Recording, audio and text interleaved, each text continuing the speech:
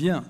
Alors, mesdames, messieurs, nous allons pouvoir ouvrir la deuxième session de ce colloque qui est consacré aux échanges et à l'ouverture sur le monde. Je voudrais d'abord remercier les organisateurs du colloque qui m'ont associé à cette manifestation scientifique, et puis d'autre part, tout particulièrement Jean-Claude Dion, qui m'a demandé, puisque nous avons un petit peu plus de temps cet après-midi, de faire une petite introduction à cette session sur les échanges et les relations internationales. Alors, ce thème est un thème qui est interprété dans le cadre, finalement, du colloque comme étant un thème, disons, de modernité, d'actualité du Second Empire par rapport à la période actuelle. Dans le petit intitulé du colloque, je vois, on brossera le portrait d'une époque par bien des aspects proches de la nôtre. Et donc la question qui se pose sur la politique internationale est de savoir si effectivement il y a dans cette politique du Second Empire l'amorce des éléments finalement d'une évolution de la France, de l'Europe, que nous retrouvons à l'heure actuelle. Alors c'est une interprétation, du reste, qui est fréquente dans l'historiographie, chez les économistes, et qui consiste, par exemple, à voir dans la succession des traités de commerce qui se sont mis en place après 1860 une amorce du marché commun, modernité, ouverture. La politique de Napoléon III à l'échelle internationale, la colonisation en particulier, la Chine, l'Indochine, le Mexique, tout ceci, finalement, place le Second Empire dans une phase de mondialisation. On parle d'une autre mondialisation qui est celle de cette ouverture des échanges. Et c'est vrai, quand on regarde le taux d'ouverture des économies, il atteint dans le XIXe siècle un quasi-maximum à l'époque du Second Empire. Alors donc, je crois que l'interprétation, la modernité n'est pas contestable. Mais s'il s'agit d'introduire cette session, et n'étant pas spécialiste du Second Empire, mais de la période antérieure, du 1er XIXe siècle, je pense qu'il ne serait pas inintéressant, en guise d'introduction, de s'interroger, de faire quelques remarques en amont. Finalement, cette politique extérieure, cette politique internationale, quelles sont les sources qui l'alimentent, quelles sont les références. Finalement, dans ce long premier XIXe siècle, puisque le Second Empire déborde aussi sur le deuxième XIXe siècle, est-ce qu'on a des éléments de continuité qui s'affichent, qui sont crédibles, ou au contraire, finalement, est-ce que le pouvoir impérial ne s'inscrit pas dans une certaine rupture, en fait, avec toute la période qui va de l'oncle au neveu? C'est la question que je voudrais poser en quelques minutes avant de donner la parole à mes collègues. Alors, si on essaie effectivement de voir les sources, les références du Second Empire, elles sont assez complexes, compliquées. Il y a incontestablement une première référence qui est l'héritage de l'oncle, la gloire impériale, la gloire militaire de l'oncle, la gloire gagnée sur les champs de bataille pour dresser un rapport de force et pour en faire un outil de la diplomatie. Alors je crois que Napoléon III, à l'école en quelque sorte de l'oncle, a su en user, l'utiliser. On dirait maintenant peut-être plus en matière de communication que dans une réalité en quelque sorte de stratège sur les champs de bataille. En fait, quand on regarde l'évolution de l'Empire, on constate que dès les guerres d'Italie, dès 1959, Émile Ollivier dit de Napoléon III, il a compris probablement qu'il n'était pas un chef de guerre, qu'il n'était pas un stratège. Et c'est vrai que les victoires militaires de l'empereur sont des victoires militaires qui, à la différence de celles de Napoléon Ier, débouchent en fait plutôt sur des difficultés, des impasses diplomatiques et un isolement. Et l'empereur, je crois, Napoléon III l'a mesuré très très rapidement. Et c'est la raison pour laquelle, finalement, l'Europe qui se dessine dans les années 1860, au terme, finalement, de la grande guerre qu'il a menée contre l'Autriche, est très très différente de l'Europe à laquelle pensait Napoléon Ier. En fait, en écartant toute guerre générale, il semble bien que Napoléon III ait eu comme idée d'avoir une Europe qui serait une Europe des congrès, où les problèmes seraient réglés entre États. Et il semble bien qu'il ait rêvé en quelque sorte de trôner dans une sorte d'aréopage européen des chefs d'État pour régler ou rechercher un équilibre, en redoutant en fait la guerre, et en redoutant une guerre généralisée, pour laquelle, à la limite, il n'est jamais prêt. On s'en aperçoit dans les différents conflits. D'autre part, de cette situation naît, je pense, une autre vision de l'Europe, très différente de celle de Napoléon Ier. Il ne pense pas à une Europe de la conquête, la conquête d'autres pays. On a évoqué à plusieurs reprises la rive gauche du Rhin, la Belgique, mais bon, l'amitié avec l'Angleterre écarte très rapidement la perspective. En fait, l'objectif, c'est le retour à 1815, mais sans annexion véritable. Il y a un autre élément aussi qui intervient, qui est très différent de la politique, la stratégie de Napoléon Ier en Europe, c'est l'introduction du suffrage universel. Napoléon, c'est la conquête militaire, plaçant sa famille ou plaçant des affidés. Napoléon III introduit l'idée effectivement que la construction d'un équilibre international passerait ou pourrait passer, même si c'est avec bien des nuances, par des référendums, le suffrage universel. Enfin, je crois que ce qui est aussi très très différent, c'est sa conception générale de l'équilibre européen. À partir du moment où, en opposition complète avec tout ce qui a été l'itinéraire de Napoléon Ier, il fait le choix de l'alliance avec l'Angleterre, avec le pays moderne, tout est lié finalement à ce basculement par rapport au Premier Empire. Et du reste, l'impasse militaire dans laquelle se trouve l'empereur à partir des années 60 coïncide avec l'apparition, on va en reparler du reste dans les interventions, d'une autre conception de l'Europe qui ne serait pas fondée sur la négociation entre États, sur la vieille diplomatie, mais en fait c'est une Europe économique, l'Europe du libre-échange avec le traité de 60, et une Europe qui a été finalement dessinée un peu par les Anglais, qui est l'Europe de Cobden, l'Europe des économistes. Nouveau socle finalement pour un consensus européen. Alors il y a une autre source d'inspiration dans le premier 19e siècle. Finalement, sa politique n'est pas très originale, elle reprend celle de la gauche de son temps, celle des républicains, celle des napoléoniens. L'idée étant très simple, il s'agit de démanteler le traité de 1815, procéder à un grand remaniement de l'Europe selon le principe des nationalités, qui est l'élément clé finalement sur lequel il essaie de bâtir aussi un projet politique. Mais ce projet, bien évidemment, est un projet très important parce qu'il est à la fois extérieur et intérieur. Et il est intéressant qu'on ait fait effectivement la politique intérieure ce matin parce que nous sommes dans le prolongement de préoccupations intérieures. Il s'agit effectivement pour l'empereur, finalement, pour vaincre les républicains auprès des masses, de voler aux républicains et à la gauche son programme international, son programme extérieur sur les nationalités. Et ceci va être toujours une des clés aussi de son comportement. Mais en même temps, une de ses contradictions. Parce que, comme pour le legs de l'empereur, il rompt en fait assez rapidement avec cette conception des nationalités républicaines, puisqu'elles se sont construites, elles, associées à des révolutions, et l'Europe des nationalités qu'envisage Napoléon III est une Europe des États. Et c'est la raison pour laquelle il ira de l'avant effectivement en Italie quand Cavour se présentera comme un chef de gouvernement, un chef d'État capable effectivement d'écarter la révolution. Autrement dit, sa conception des nationalités retourne complètement celle qui a été celle du début du XIXe siècle. L'Europe des nationalités va permettre de clore l'ère des révolutions et non pas d'accompagner ou de susciter les révolutions telles qu'on l'a vu effectivement dans le premier XIXe siècle.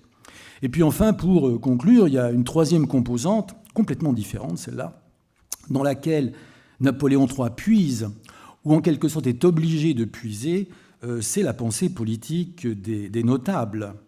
En fait, l'empereur s'inscrit dans une géopolitique qui est celle de la bourgeoisie française du premier XIXe siècle, qui est tout à fait hostile, opposée en fait à ses ambitions. Cette bourgeoisie, elle est encore comme à l'époque de la monarchie de Juillet, celle qui craint la guerre, parce que la guerre, c'est la révolution. Et donc, ce mécanisme, effectivement, fait que le poids, la politique des notables va peser en permanence sur les ambitions et sur la volonté de Napoléon III d'inaugurer une autre politique. Alors on peut dire qu'effectivement, cette politique n'est pas la sienne, mais en même temps, il est contraint de l'adopter. De l'adopter parce que c'est cette base sociale qui l'a porté au pouvoir, et jusqu'à la fin de l'Empire, c'est cette base sociale qui détermine en quelque sorte aussi la survie du régime. Mais en tout cas, je crois qu'il est intéressant de constater qu'au-delà du problème de l'expédition de Rome, il y a dans la politique du Second Empire la permanence d'une géopolitique et celle de la monarchie de Juillet. Finalement, sa politique italienne est aussi une politique qui était menée à l'époque de Guizot et qui consistait à éviter que l'Autriche ne mette la main sur l'Italie. C'est finalement aussi ça qui le préoccupe. La politique en Algérie, il va la conclure, la politique au Sénégal, toute une ouverture internationale qui n'est pas inaugurée par l'Empire, mais qui a été, en fin de compte, véritablement démarrée sous la monarchie de Juillet, et en particulier par la marine, dont on retrouve le rôle, on va en reparler probablement, dans les interventions.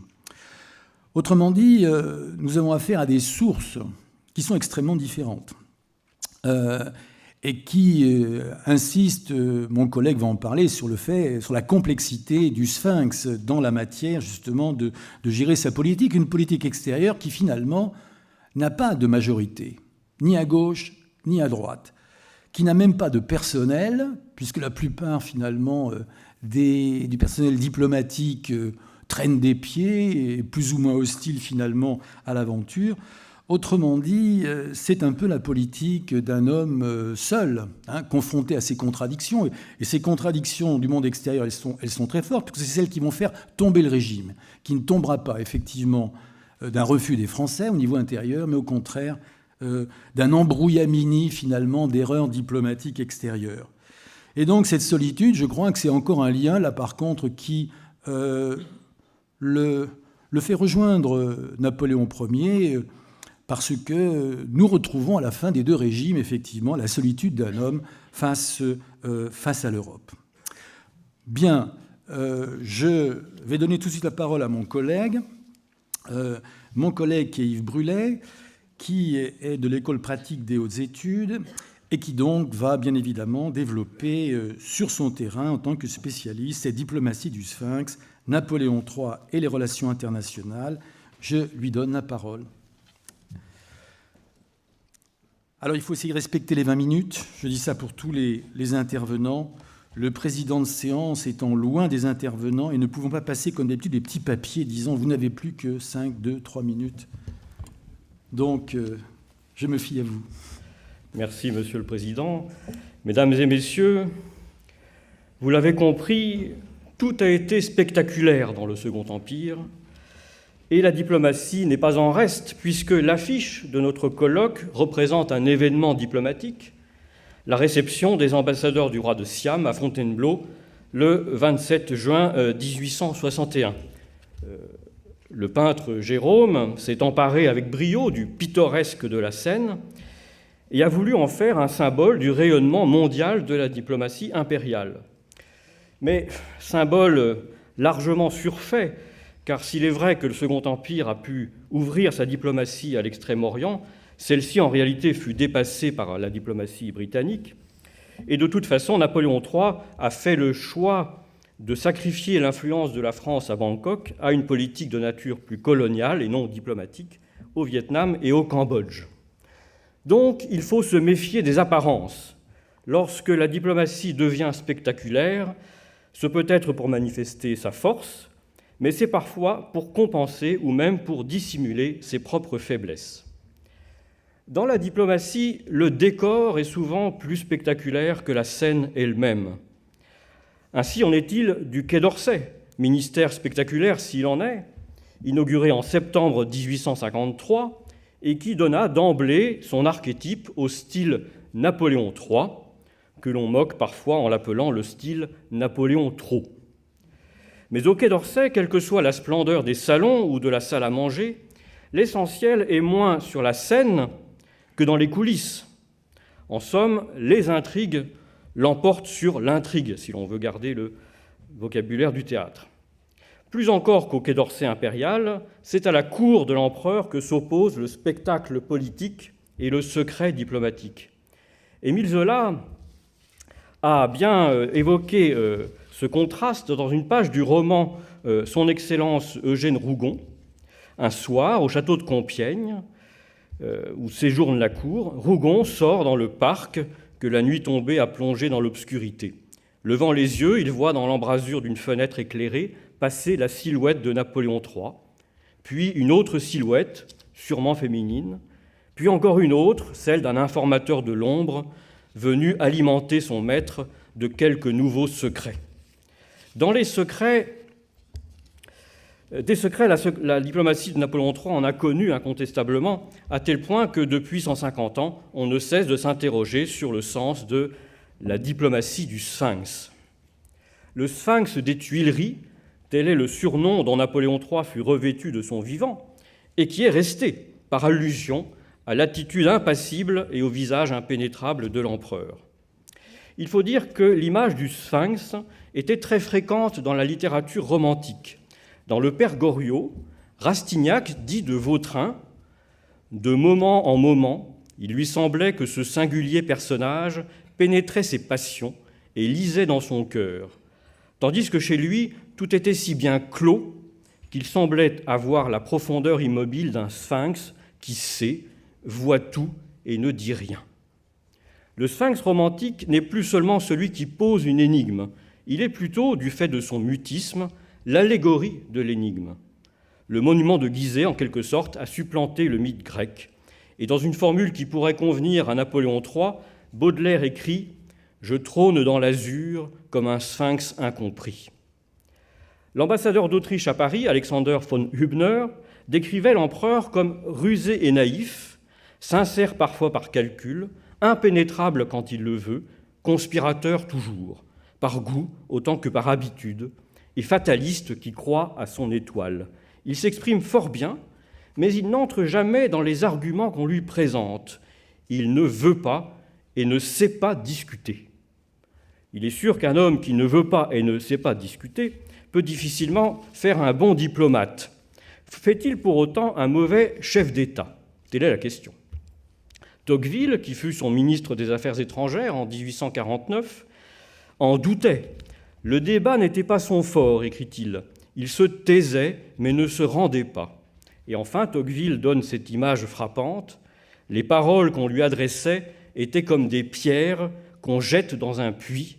On en entendait le bruit, mais on ne savait jamais ce qu'elles devenaient. Le Sphinx des Tuileries est donc un sujet magnifique pour un historien de la diplomatie, d'autant plus qu'en 20 ans à peine, la diplomatie du Sphinx, impliquée dans tous les grands événements du temps, a connu plusieurs étapes. Je distinguerai le temps de la reconquête, puis le temps de la puissance, et enfin le temps de l'incertitude. Après le coup d'État du 2 décembre 1851, généralement bien accueilli à l'étranger, mais qui annonce un inquiétant rétablissement de l'Empire, l'Europe entend avec soulagement le fameux discours de Bordeaux du 9 octobre 1852. Vous connaissez, l'Empire, c'est la paix.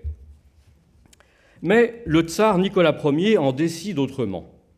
Persuadé que le moment est venu enfin d'imposer sa tutelle à l'Empire turc, l'homme malade de l'Europe, l'autocrate de toutes les Russies exige la reconnaissance d'un protectorat russe sur l'ensemble des chrétiens orthodoxes sujets du sultan, très nombreux et même majoritaires dans les Balkans.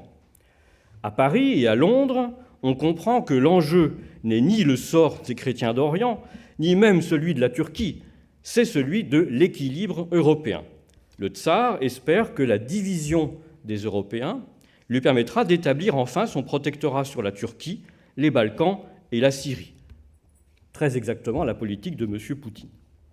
Mais c'est le contraire qui se produit. Lorsque la Russie attaque la Turquie en 1853, la France et l'Angleterre forment une coalition et envoient leurs armées en mer Noire. La guerre se concentrera, comme vous le savez, sur la péninsule de Crimée, d'où le nom de guerre de Crimée. La Russie est vaincue en septembre 1855, sa poussée hégémonique est endiguée, l'équilibre européen préservé. En apparence, l'Angleterre surtout est gagnante, du fait de ses intérêts en Méditerranée. Mais en réalité, sur le plan politique, la grande bénéficiaire de la guerre est la France de Napoléon III. Elle a pris le risque d'un conflit long et coûteux, non dans son intérêt propre, mais pour préserver l'équilibre de l'Europe. Elle a montré sa force militaire, mais aussi sa modération politique, car elle ne demande rien pour elle-même. Et enfin, elle s'est faite la championne du concert européen. C'est donc logiquement à Paris que le Congrès de la paix se réunit en mars-avril 1856 dans les salons tout neufs du Quai d'Orsay, sous la présidence du ministre des Affaires étrangères, Alexandre Walewski, le fils de Napoléon Ier. Les diplomates français s'y révèlent efficaces et soucieux d'inventer une diplomatie multilatérale moderne, tandis que Napoléon III parvient à satisfaire les vainqueurs sans humilier les vaincus. 40 ans après Waterloo, Louis-Napoléon est reconnu comme l'arbitre de l'Europe. Pour couronner le tout, au milieu du Congrès de Paris, l'impératrice Eugénie donne naissance à un fils. La dynastie est assurée, l'Empire paraît plus solide que jamais. Tout nous souriait au début du Second Empire, écrit le diplomate Hippolyte Després dans ses souvenirs dont je prépare l'édition. La France était vengée de ses défaites de 1815 et de l'état de suspicion dans lequel les cabinets l'avaient tenue presque constamment depuis lors. Elle n'avait pas seulement brisé par les négociations et par les armes l'ancienne coalition, elle reprenait le premier rang parmi les grandes cours, et pendant d'heureuses et brillantes années, elle le gardait sans opposition, je dirais presque sans rivalité. Elle exerçait une sorte d'arbitrage moral, on la consultait de toutes parts et on l'écoutait. Certes, l'Europe du Congrès de Vienne n'est pas renversée, mais le Congrès de Paris est l'aboutissement d'une reconquête diplomatique pour la France qui a su habilement se placer au centre du jeu politique européen. C'est pour ça que, dans un livre, j'ai parlé du Congrès de Paris comme d'un printemps des diplomates. Cette puissance retrouvée, que va-t-on en faire ? Napoléon III va l'utiliser de manière audacieuse en prenant des initiatives et même des risques politiques. Et là, il faudrait parler effectivement des traités de commerce, du développement d'une politique mondiale, etc. Donc le Mexique, le Liban, l'appui au canal de Suez et surtout la politique des nationalités. Depuis toujours, et il l'a dit dans Les idées napoléoniennes, un essai paru en 1839, le but de Napoléon III est de réformer l'Europe pour lui épargner de nouvelles révolutions. C'est au gouvernement qu'il revient de réduire les causes de troubles. Il faut, si j'ose dire, couper l'herbe sous le pied des révolutionnaires. Or, le principal problème de l'Europe d'alors, à ses yeux, c'est la question des nationalités. Dans une séance historique, et d'ailleurs houleuse, le 8 avril 1856, le Congrès de Paris a brièvement abordé la question italienne. Mais dans l'immédiat, c'est le sort du peuple roumain qui domine l'actualité. Napoléon III soutient le principe de l'union des principautés de Moldavie et de Valachie en une seule entité, qui sera la Roumanie. Mais il se retrouve seul sur cette ligne. Si les événements finiront par lui donner raison, les négociations diplomatiques sur la Roumanie lui ont d'abord causé une réelle déception qui explique peut-être son changement complet de méthode dans la question italienne. Alors que dans les premières années du règne, Napoléon III s'est impliqué petit à petit dans la politique étrangère, tout en laissant le Quai d'Orsay agir de façon, somme toute, assez classique, il adopte des procédés de diplomatie parallèles et secrètes à partir de l'entrevue de Plombières en juillet 1858 avec Cavour. Dans le plus grand secret, les deux hommes d'État préparent l'alliance de la France et du Piémont. Le but est d'écarter les Autrichiens d'Italie du Nord et d'Italie centrale, ce qui correspond à un objectif traditionnel de la diplomatie française. Puis de former une confédération italienne, ce qui est audacieux mais pas révolutionnaire. C'est même conforme aux intérêts de la France, qui gagnerait une zone d'influence dans cette Italie libérée et non unifiée. La guerre d'Italie, au printemps 1859, n'est qu'un demi-succès, puisque Napoléon III décide de l'interrompre après la conquête de la Lombardie, mais en laissant la Vénétie à l'Autriche. Les raisons de ce coup d'arrêt sont très intéressantes. D'abord, il découvre que la guerre contre l'Autriche a provoqué une mobilisation de l'opinion publique allemande contre la France. Alors qu'il œuvre dans l'intérêt d'une nationalité, la nation italienne, il est rattrapé par une autre nationalité, un autre sentiment national, celui de l'Allemagne. Et pour éviter l'ouverture d'un second front sur le Rhin, il doit cesser le combat dans la plaine du Pô. En même temps, il découvre que les Piémontais suscitent des révolutions dans diverses villes d'Italie centrale avec l'espoir d'en tirer profit au-delà des accords conclus avec les Français.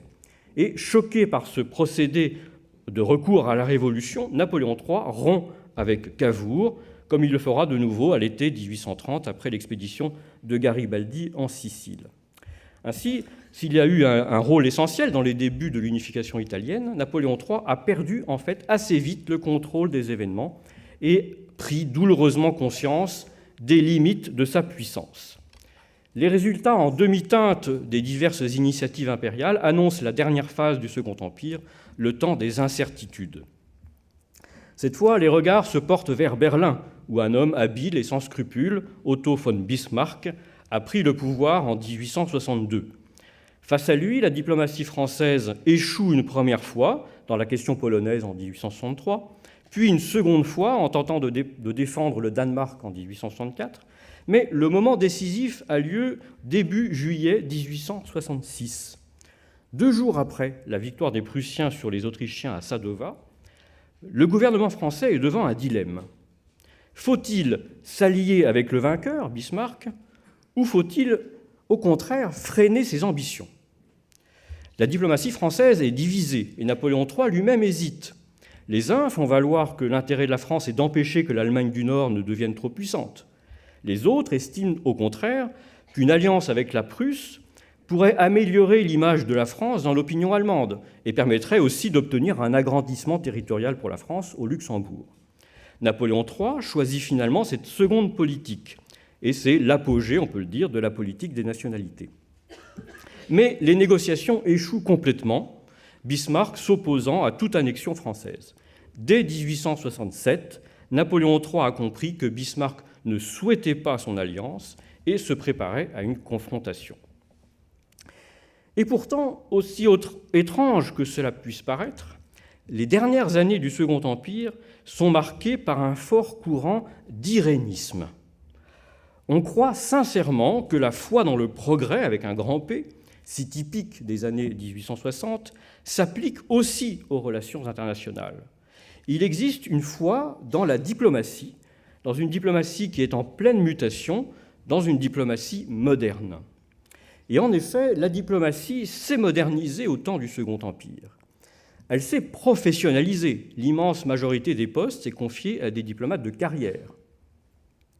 Elle s'est élargie géographiquement avec l'ouverture de postes consulaires ou diplomatiques en Asie ou en Amérique.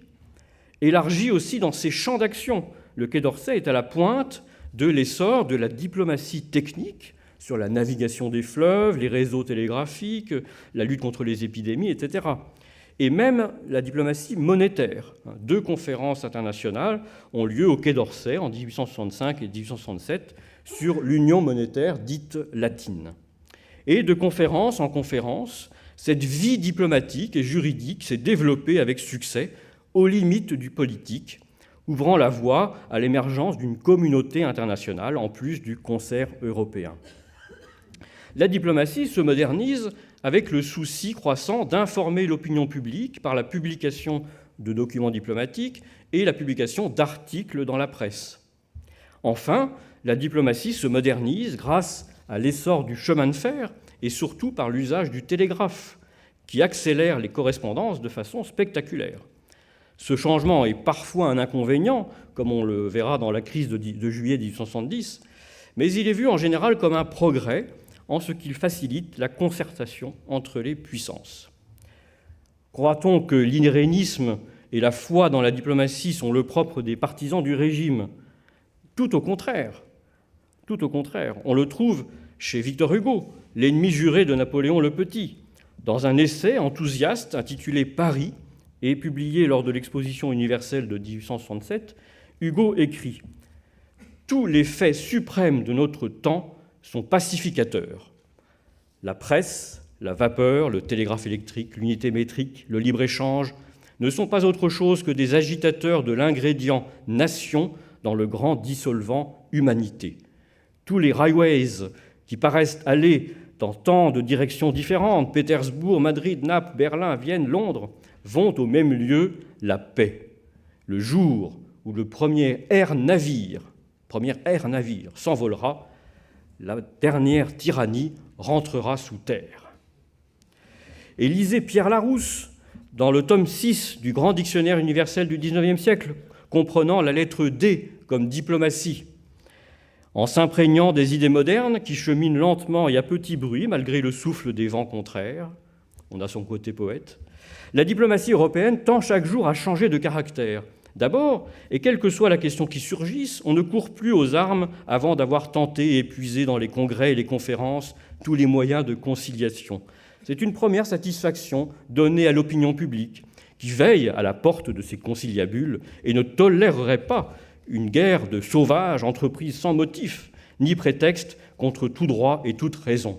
Hélas, le volume 6 de ce grand dictionnaire a paru début 1870. Quel dommage qu'il n'y ait pas eu un retard dans l'édition qui lui a permis de ne le paraître, ou plutôt de ne pas le faire paraître, à la fin de 1870. Quelques semaines plus tard, en effet, le bel échafaudage s'effondre. En effet, la stratégie de Bismarck pour achever l'unification de l'Allemagne est de fédérer les Allemands du Nord et ceux du Sud, encore indépendants, contre un ennemi commun, la France, très impopulaire outre-Rhin.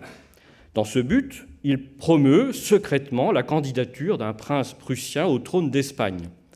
La manœuvre, découverte le 3 juillet 1870, plonge l'Europe dans la consternation. Une bataille diplomatique s'engage, et elle tourne bientôt à l'avantage de la France. Voyant sa stratégie sur le point d'échouer, Bismarck décide, en quelque sorte, de renverser la table. La fameuse dépêche d'Ems, un récit falsifié des négociations franco-allemandes, est diffusé le plus largement possible dans la presse allemande le soir du 13 juillet 1870. Et l'effet dépasse toutes les espérances. Les provocations enflamment le nationalisme en Allemagne et en France. La diplomatie est paralysée. Le gouvernement français, subissant la pression d'une opinion publique survoltée et d'un parlement belliciste, hésite pourtant pendant toute la journée du 14 juillet. Enfin, sur la foi d'assurance donnée par le ministre de la Guerre au sujet de l'état de préparation de l'armée française, le gouvernement décide de mobiliser le soir du 14 juillet 1870. Le 14 juillet 1870 n'est-il pas finalement le jour de la révolution diplomatique du XIXe siècle ? Non seulement la diplomatie est prise en tenaille entre la télégraphie qui accélère le rythme au point de compromettre la négociation, et la démocratie parlementaire qui, paradoxe suprême, ne supporte plus les lenteurs de la diplomatie. Mais surtout, l'opinion publique, jusqu'alors spectatrice, envahit la scène diplomatique comme le peuple envahit les parlements dans toute bonne journée révolutionnaire. À l'instigation de Bismarck, l'opinion devient actrice. Mais c'est pour le pire, car c'est le nationalisme exacerbé qu'elle offre pour seul spectacle à la place de la diplomatie classique. À la guerre succède la défaite, la République, le siège de Paris, la perte de l'Alsace-Lorraine. La France, qui 10 ans plus tôt s'était agrandie de la Savoie et de Nice par la diplomatie et par le plébiscite, perd l'Alsace et la Lorraine par la guerre et le droit de conquête, sans que les autres puissances n'y trouvent rien à redire. L'Europe des nationalismes vaudra-t-elle mieux que celle des nationalités ? L'Europe du chancelier de fer sera-t-elle plus vivable que celle du sphinx des Tuileries ? Posez la question, mesdames et messieurs, n'est-ce pas déjà y répondre ? Merci de votre attention.